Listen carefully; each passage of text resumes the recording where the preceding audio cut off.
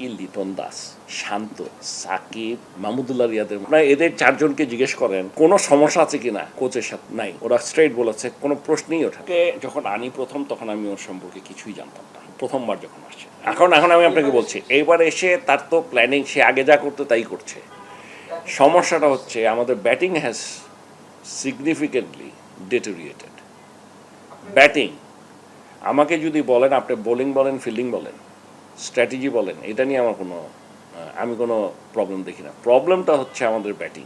লিটন দাস আমাদের one of the best batsman opener. আমরা এই কথাটা আমি আগেও বলেছি লাস্ট আপনাদের ইন্টারভিউতে বিসিবিতে, তারপর আবার বলছি, আপনারা নিজেরা একটু চিন্তা করেন, আপনারাই বুঝতে পারবেন। লিটন দাস ওয়াজ আমাদের one of the best openers. ও ভালো ব্যাটসম্যান, আমরা জানি।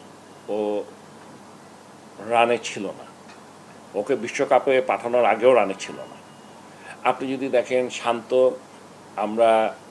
ও স্ট্রাগল করছিল আসার পরে, কিন্তু তারপরে সে বেশ কয়েকটা ব্রিলিয়েন্ট ইনিংস খেলে আমাদের কাছে আস্থা কুড়িয়েছে যে না, আসলে শান্ত একটা ভালো ব্যাটসম্যান। মাহমুদুল্লাহ রিয়াদ দারুণ ফর্মে ছিল বিশ্বকাপে যাওয়ার আগ পর্যন্ত, দারুণ ফর্ম।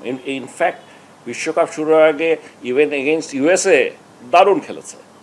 আমি যেগুলো সত্যি, এটা তো অস্বীকার করার পথ নাই।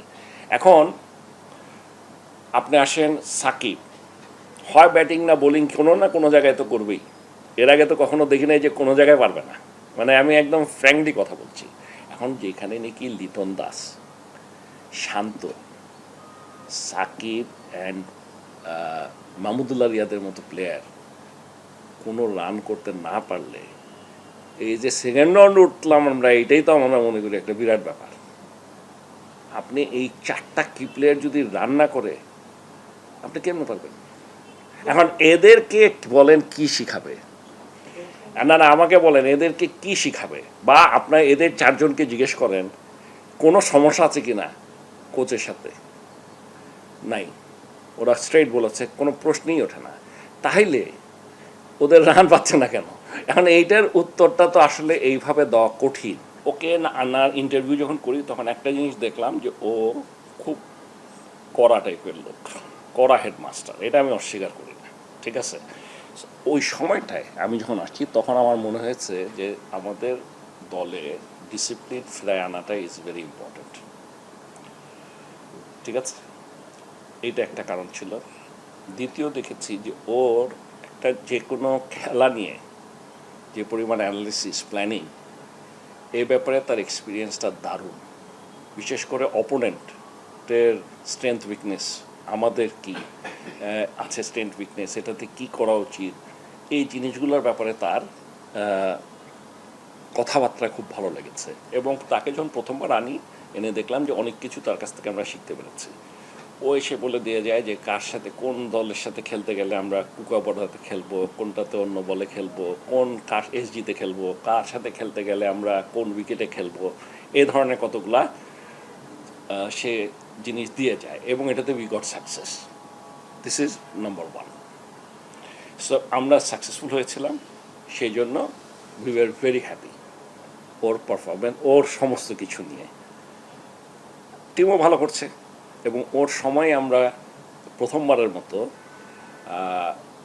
ইন্ডিয়া, পাকিস্তান, সাউথ আফ্রিকা এই ধরনের দেশের এগেনস্টে সিরিজ জিতলাম।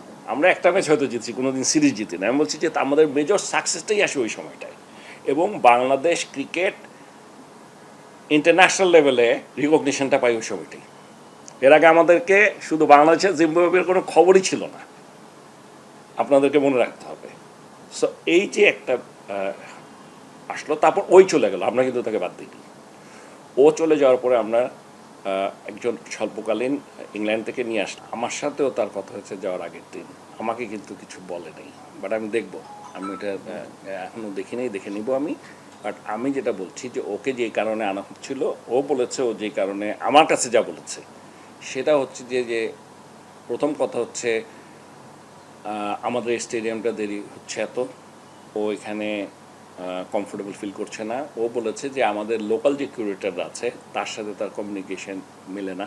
কমিউনিকেশন মানে কি, ওদেরকে আরও অনেক আপগ্রেড করতে হবে।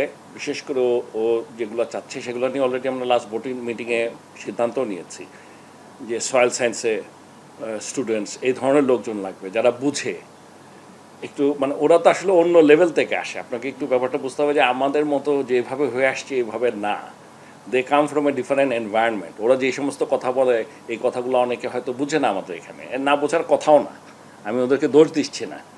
So this is number one. তারপর যে সমস্ত ইকুইপমেন্টস দরকার সেটা, তারপর মাটি আনার ব্যাপারে এই পুরা আমাদের সয়েলটাই চেঞ্জ করে ফেলতে হবে। সো এখন আমরা অলরেডি 2 কন্টেনার আনার কথা সিদ্ধান্ত লাস্ট বোর্ড মিটিংয়ে নিয়েও নিয়েছি, এনে আমরা বসাবো। কিন্তু আমরা যদি এখন সব এভাবে চেঞ্জ করে ফেলি আর হঠাৎ করে সব যদি দেখি আমাদের অন্যরকম উইকেট হয়ে গেছে, সেটাও কি আমাদের জন্য রিস্ক হবে কিনা সেটাও তো আমাদের ভাবতে হবে একটু। আর it's very expensive, very expensive. আপনাদেরকে আমি একটা জিনিস বলতে পারি যে জীবনে কোনো দিন আমরা বিসিবিতে এরকম চিন্তাই করি নাই সেই যে সমস্ত ইকুইপমেন্ট আর যে দাম কথা বলছে। স্টিল উই এগ্রিড যে আমরা 3 বছরের মধ্যে সব এনে দিব। অলরেডি ফার্স্টেই আমরা প্রায় 20 কোটি টাকার মতো গত বোর্ড মিটিংয়েই অ্যাপ্রুভ করে দিয়েছি যে ঠিক আছে নিয়ে আসো।